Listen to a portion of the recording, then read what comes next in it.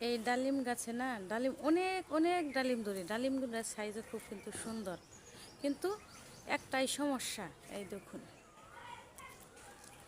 দেখুন সমস্যাটা দেখাচ্ছি। এই যে, এইভাবে ফাইটা যায় ডালিমগুলা, মানে এইরকম হয়ে না যে এইরকম হয়, কিন্তু জানি না এরকম কে হয়। এই যে ডালিম গাছে শুধু কিন্তু অনেক অনেক ডালিম, ওই যে অনেক ডালিম, পূজার একটা। আর এই সাইডে ছিল, দেখুন এরকম কে রেজা হয় বুঝতে পারি না। আপনাদের কারো যদি জানা থাকে তাহলে বলবেন এইরকমটা কি এর জন্য হয়। আমাদের বাড়িতে না ডালিম গাছ ছিল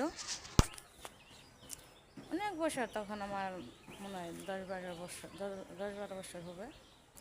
তখন দেখতাম টিনের চালের উপরে এত বড় বড় ডালিম হতো, ডালিমগুলা ফাইটে ফাইটে থাকতো, এত স্বাদ, এত মজা লাগতো, অনেক মজা লাগতো। আর ডালিমে কোনো পোকা হইতো না, আর এইরকম হইতো না, পাইকা লাল হয়ে থাকতো।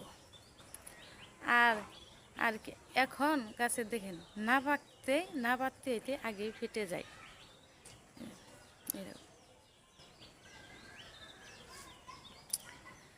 ভিডিওটা যদি ভালো লাগে লাইক কমেন্ট শেয়ার করে দেবেন। আল্লাহ হাফেজ। ডালিমটা পাইরা আনলাম, এই দেখেন এই যে এরকম, ও অনেক সুন্দর। নিজের গাছের জিনিসের ফল খাওয়ার স্বাদই আলাদা, তার চেয়ে বেশি দেখতেও সুন্দর দেখা যায়। পায়রা জানলাম, অনেক ভালো লাগলো। আপনারাও বেশি বেশি গাছ লাগান, এভাবে ফল খেতে পারবেন। আর আমার ভিডিওগুলো যারা দেখেন তারা তো বলতে পারবেন আমি মোটামুটি সব রকমের ফল গাছই লাগাইছি, সব রকমের ফল গাছই আছে, শুধু আপেল গাছটাই নাই আর কমলা গাছ নাই, আর সব গাছেই লাগাইছিলাম।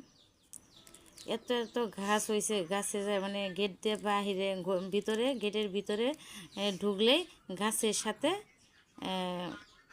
সাথে শরীর বাইজে পড়ে, মাথা নিচু করে আসতে হয়। দেখে মানে আমারই যে খেতে মন চাচ্ছে, কিন্তু ইফতারের সময় হয়নি, তো ইফতার শেষ করেই খাবো।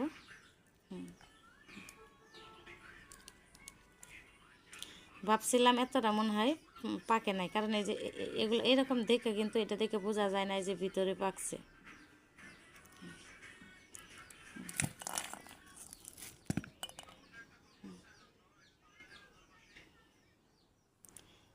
এই সাইডের মধ্যে এত বেশি একটা লাল হয় নাই।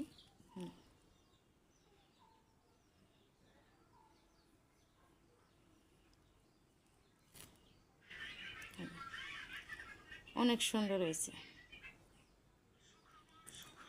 তো আসসালামু আলাইকুম, সবাই ভালো থাকবেন, সবার জন্য দোয়া ভালোবাসা রইল, সবার পাশেই থাকতে চাই, আপনারাও থাকবেন।